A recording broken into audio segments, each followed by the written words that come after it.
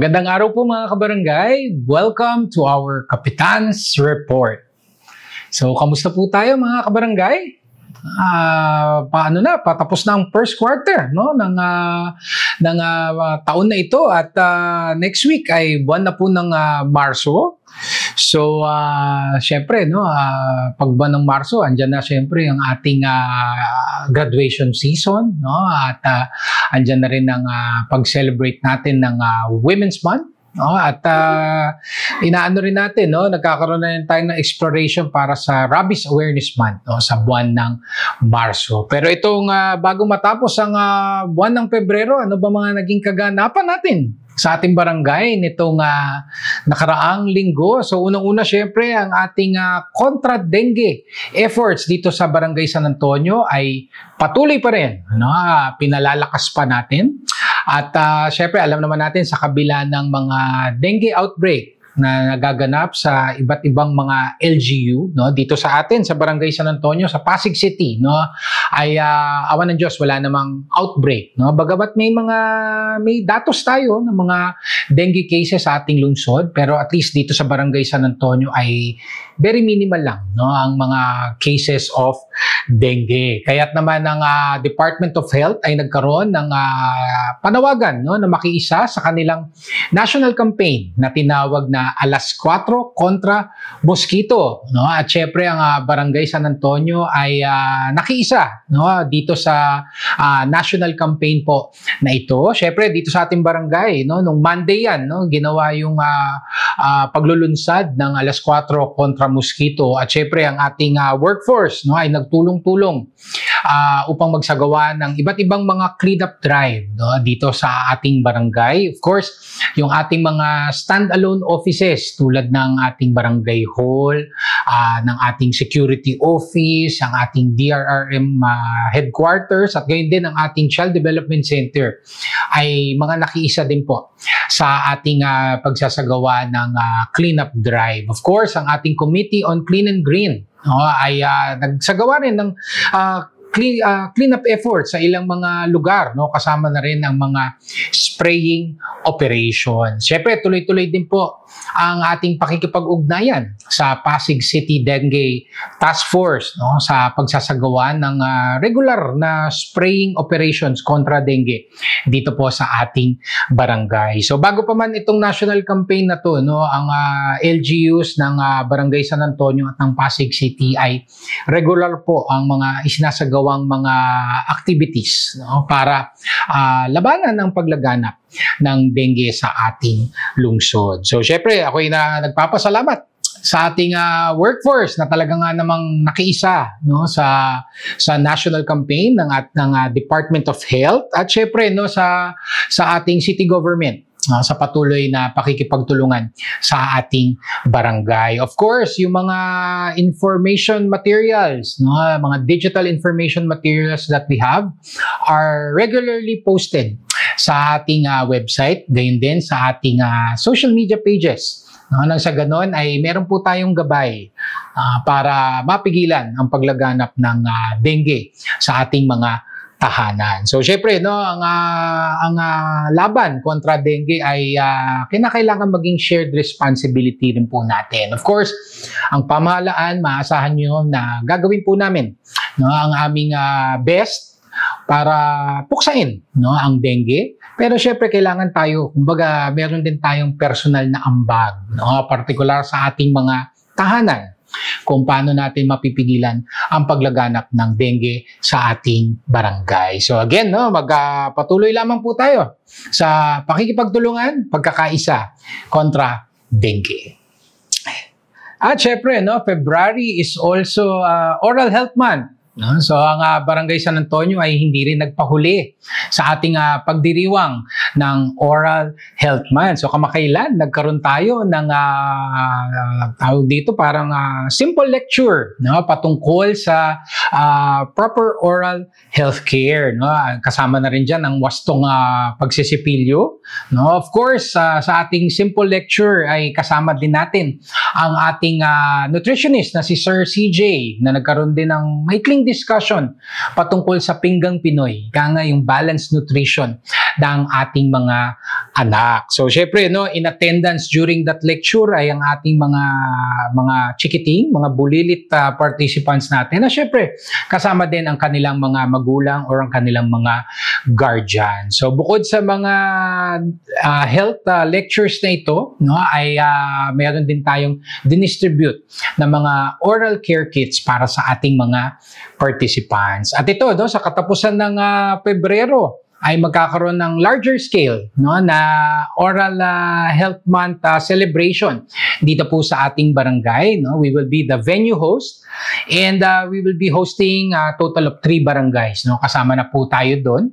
At ito yung mga mag-aaral din sa iba't ibang mga child development centers from other barangays. So again, ako ay nagpapasalamat sa ating barangay dentist, kay Dr. Joseph Magpali, of course kay Sir CJ, ang ating barangay nutritionist, at syempre sa ating Committee on Health and Nutrition, no, yung mga workforce natin, ating mga BHWs, no, maraming salamat. And of course, no, lahat ng ito ay spearheaded ng ating Committee on Health and Nutrition co-chair na si Kagawad Rachel Rustia. At syempre, no, ako'y nagpapasalamat din sa mga nakiisa sa ating mga sustainable monthly programs dito po sa Barangay San Antonio. Of course, nung nakaraang Sabado, yan yung last Saturday of the month, no? Which means, no, yan ang ating mga sustainable monthly programs dito po sa ating barangay. So, syempre, unang-una, maraming salamat sa mga nakiisa sa ating Basura to Ayuda program. No? Ito yung ating Bayanihan Solid Waste Management Program dito po sa Barangay San Antonio. At no, higit kumulang 700 kilos of recyclable wastes ang ating nakolekta nung nakaraang weekend. At again, patok na naman, no?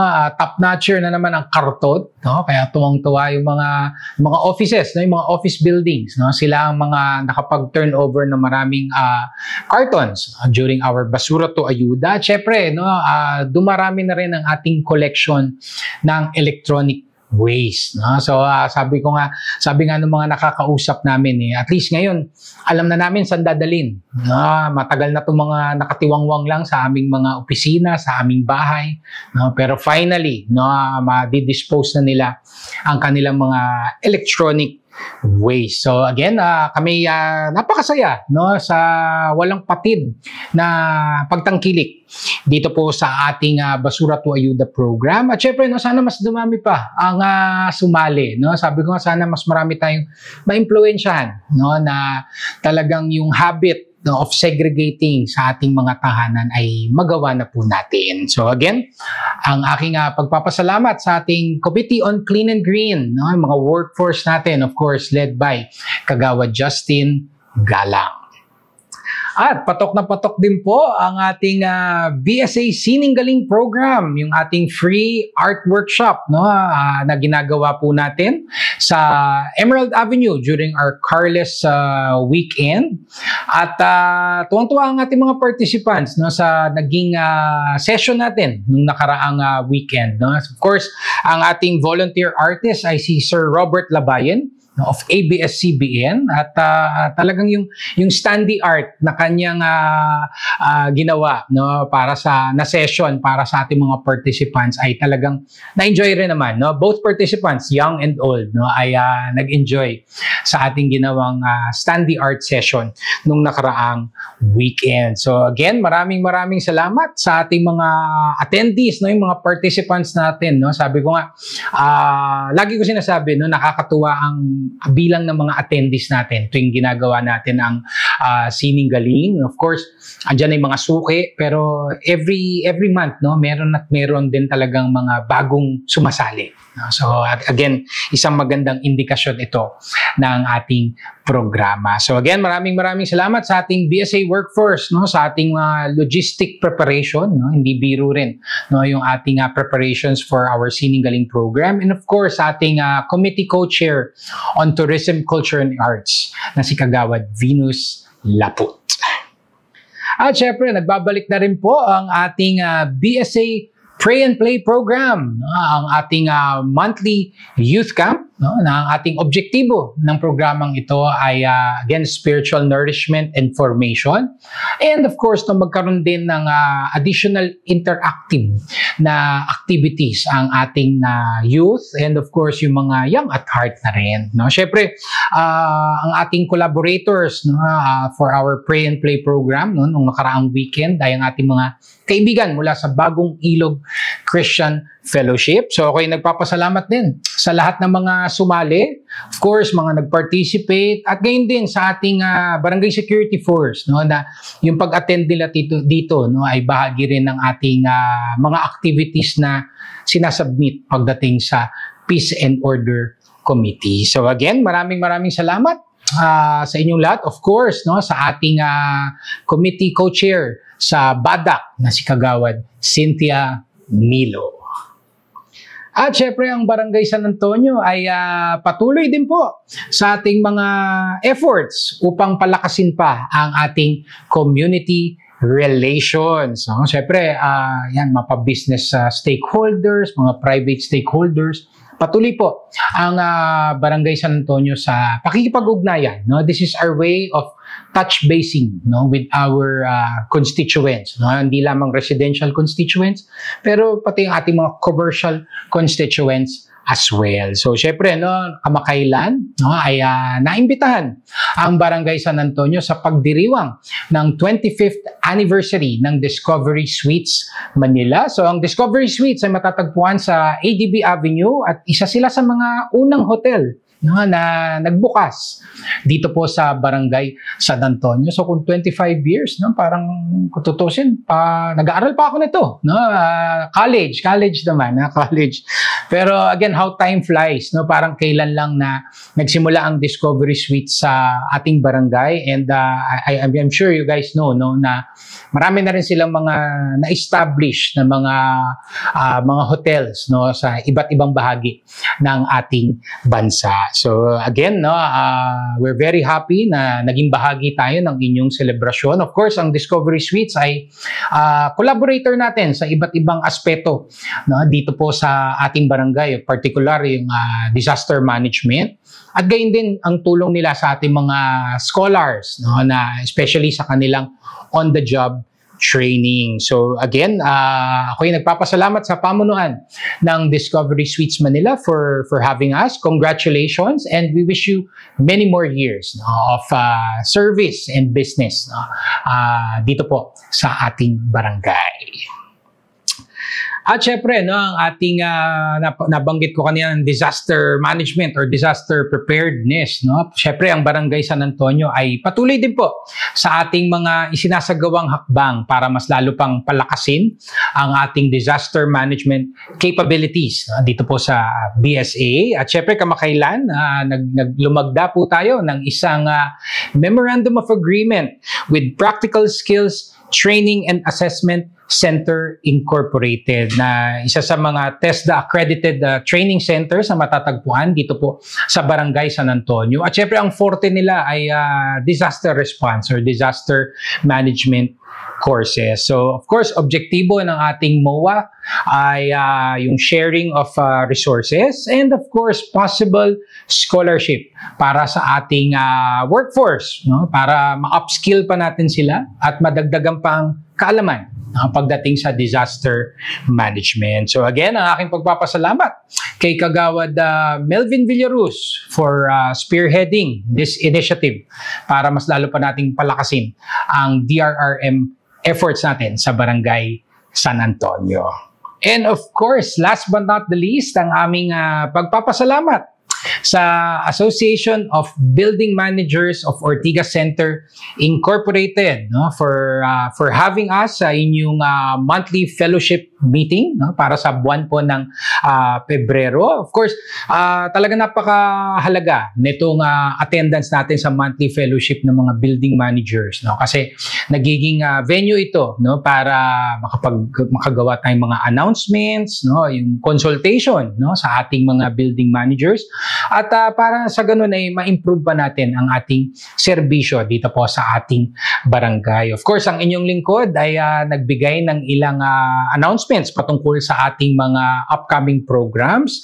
At syempre nanawagan din tayo na sana ay magkaroon din tayo ng collaborations next month, particular pagdating sa Women's Month. Siyempre, nakasama din natin si Architect June Sistoso upang talakayin ang ilang mga concerns pagdating sa infrastructure development na alam naman po natin ay isa rin sa mga main responsibilities and interests ng ating mga property managers. So again, maraming salamat sa ABMOSI, and of course maraming salamat din sa ating patuloy na collaborations, para mas mapaganda natin ang ating antas ng serbisyo dito sa ating barangay. And of course, mga kabarangay, again, ang aking patuloy na pag-anyaya po sa inyong lahat to please like and follow our official Facebook pages. Please subscribe to our YouTube channel.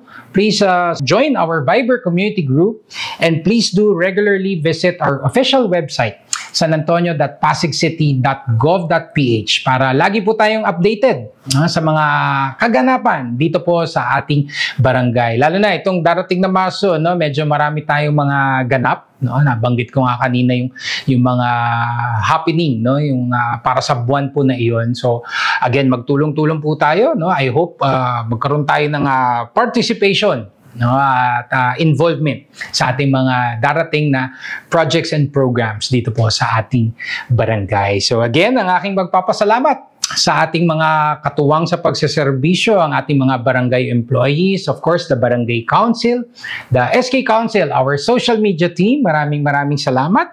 Siyempre sa ating mga benefactors, donors, and collaborators, maraming salamat. Again, isa kayo sa mga susi, kaya marami talaga tayong mga happening dito po sa ating barangay. And of course, sa ating mga mahal na constituents, mga netizens natin, mga kabarangay natin, thank you very much sa inyong patuloy na tiwala at suporta. At syempre, hindi mawawala yung inyong mga feedback, na napakahalaga ng mga feedback na natatanggap namin, both positive and syempre yung iba constructive na feedback. Again, malaking tulong ito para kumbaga ay there is a balance, at nagagawa namin ng maayos, na-i-improve namin ang aming serbisyo. So again, aking pagpapasalamat po sa inyong lahat, sa inyong pakikinig, and rest assured that BSA will continue to do its best upang ihatid po ang tunay na service with a smile para po sa ating barangay. So sa ating mga kabarangay, patuloy lamang po tayong magdasal. Of course, ang faith, wag na wag po yan na mawawala sa ating everyday life. So sa ating mga kabarangay, mag-ingat po tayo lagi. Stay safe always. And may God bless us all. Thank you.